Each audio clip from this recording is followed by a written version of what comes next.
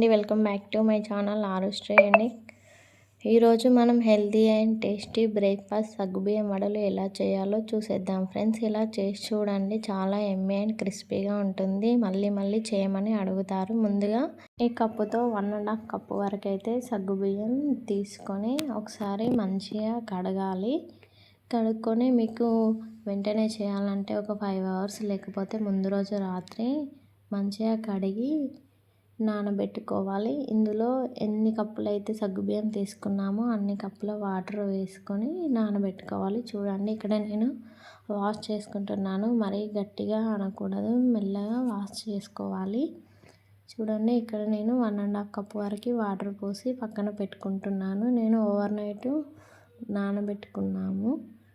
మీకు కావస్తే over night నానబెట్టుకోండి, లేకపోతే ఒక 5 అవర్స్ నానబెట్టుకుంటే సరిపోతుంది. నెక్స్ట్ ఇందులోకి 1 కప్పు పల్లీలు తీసుకొని దోరగా వేయించుకోవాలి. సిమ్లోనే ఉంచి వీటిని దోరగా వేయించుకోవాలి. అప్పుడే పల్లీలు లోపల వరకు బాగా వేగుతాయి.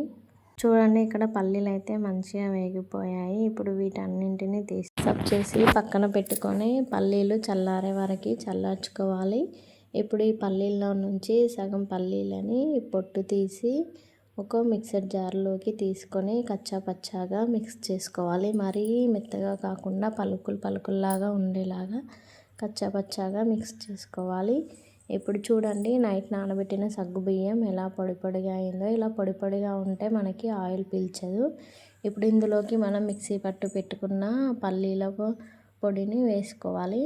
నెక్స్ట్ ఇందులో మీడియం సైజ్ ఆలుగడ్డలు తీసి ఉడికించుకోవాలి. వీటన్నింటినీ ఆలుగడ్డల్ని ఇలా తీసుకోవాలి. మరి పేస్ట్లా కాకుండా ఇలా తురుముకొని బియ్యంలోకి యాడ్ చేసుకోవాలి. ఆలుగడ్డల్ని మనం మెత్తగా ఉడికించుకోకూడదు, అలా అయితే బాగా లూజ్గా అవుతుంది. ఇప్పుడు వీటిని ఇందులోకి వేసుకోవాలి. తురుము మొత్తాన్ని వేసుకున్నాక ఇందులోకి 1 టేబుల్ స్పూన్ జీలకర్ర, 1.5 టేబుల్ స్పూన్ వరకు ఉప్పు వేసుకొని అన్నింటినీ కలిసేలాగా పర్ఫెక్ట్గా మిక్స్ చేసుకోవాలి. ఇందులోకి మనం వాటర్ అస్సలు యాడ్ చేయకూడదు. ఆలుగడ్డలతోనే పర్ఫెక్ట్గా కలుపుకోవాలి ముద్ద అయ్యే వరకు. చూడండి, ఇక్కడ ఎంత పర్ఫెక్ట్గా కలిసిపోయిందో. మనకి ఇలా సగ్గుబియ్యం ఇలా అంటే ఇలా ముద్దలాగా రావాలి. ఇలా వడలు చేసుకుంటూ పక్కన పెట్టుకోవాలి. నెక్స్ట్ గ్యాస్ ఆన్ చేసి గ్యాస్ పైన కడాయి పెట్టుకొని ఆయిల్ వేడయ్యాక ఈ వడల్ని ఒక్కొక్కదాన్ని ఇలా ఆయిల్లోకి వేసుకోవాలి. మంటని మనం మీడియం టు లో ఫ్లేమ్లో ఉంచుకొని వడలను అయితే కాల్చుకోవాలి. వడలు కాలగడానికి కొంచెం సమయం ఎక్కువగానే పడుతుంది. మంచిగా లోపల వరకు డీప్ ఫ్రై అయ్యేలాగా మంచిగా కాల్చుకోవాలి. మనకి సగ్గుబియ్యం వడలు క్రిస్పీగా ఉంటాయి. ఇలా ఒకవైపు కాలాక ఒకవైపు ఇలా అడ్జస్ట్ చేసుకుంటూ తిప్పుకుంటూ కాల్చుకోవాలి. చాలా అంటే చాలా టేస్టీగా ఉంటాయి ఫ్రెండ్స్. మీరు కూడా ఒకసారి ట్రై చేసి ఎలా వచ్చిందో మాకు కామెంట్ చేయండి. ఇవి గోల్డెన్ బ్రౌన్ కలర్ వచ్చే వరకు ఇలా కాల్చుకోవాలి. నెక్స్ట్ వీటన్ని తీసుకొని జల్లిగంటతో తీసుకొని పక్కన పెట్టుకోవాలి. నెక్స్ట్ ఇంకొక వాయి కూడా ఇలానే వేసుకోవాలి. ఒకదాని తర్వాత ఒకటి ఇలా వేసుకుంటూ సగ్గుబియ్యం వడలన్నీ కాల్చుకోవాలి. చాలా అంటే చాలా టేస్టీగా ఉంటాయి. ఒకసారి చేసి పిల్లలకు పెట్టండి, మళ్ళీ కావాలని అడుగుతారు. మా వీడియోస్ మీకు నచ్చుతున్నట్లయితే లైక్ చేయండి, షేర్ చేయండి, కామెంట్ చేయండి. సబ్స్క్రైబ్ చేసుకోవడం మాత్రం మర్చిపోవద్దు. Please keep supporting friends. Next ఇలా సగ్గుబియ్యం వడలన్నీ ఒక వాయి తర్వాత ఒకటి ఇలా కాల్చుకోవాలి. ఇలా వడలుగా కాకుండా వీటిని పునుగులుగా కూడా చేసుకోవచ్చు. ఇలా 2 వైపులా కాల్చుకుంటూ వడలను తీసుకోవాలి. అప్పుడే 2 వైపులా సమానంగా కాలి వడలు టేస్టీగా ఉంటాయి. చూడండి, డీప్ ఫ్రై అయితే అయిపోయాయి. నెక్స్ట్ వీటన్నింటిలోకి ఒక ప్లేట్లోకి వేసుకుంటున్నాము.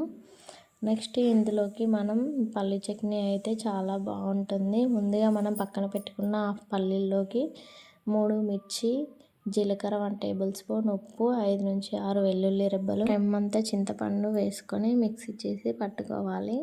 అంతే అండి, చట్నీ అయితే రెడీ అయిపోయింది. ఇప్పుడు చట్నీని మనం పోపు కోసం గ్యాస్ ఆన్ చేసి గ్యాస్ పైన ప్యాన్ పెట్టుకొని అందులోకి 1.5 టేబుల్ స్పూన్ వరకు ఆయిల్ వేసుకొని అందులో జీలకర్ర, ఆవాలు వేసుకోవాలి. మీరు ఇక్కడ కరివేపాకు ఉంటే కరివేపాకు కూడా యాడ్ చేసుకోవచ్చు. నెక్స్ట్ ఇందులోకి ఒక చిటికెడు పసుపు వేసుకొని మనం ముందుగా మిక్సీ పట్టి పెట్టుకున్న చట్నీ ఇందులోకి యాడ్ చేసుకోవడమే. అంతే అండి, చట్నీ అయితే అయిపోయింది. చాలా అంటే చాలా టేస్టీగా కూడా ఉంటుంది. మీరు కూడా ఒకసారి ట్రై చేసి ఎలా వచ్చిందో మాకు కామెంట్ చేయండి. వడలు పల్లి చట్నీ కాంబినేషన్ అయితే చాలా బాగుంటుంది. ఇంకా ఇందులోకి గ్రీన్ చట్నీ కూడా చేసుకోవచ్చు. అంతే అండి, ఇప్పుడు పల్లి చట్నీని సర్వ్ చేసుకోవడమే. వడలతో చాలా అంటే చాలా టేస్టీగా ఉంటాయి.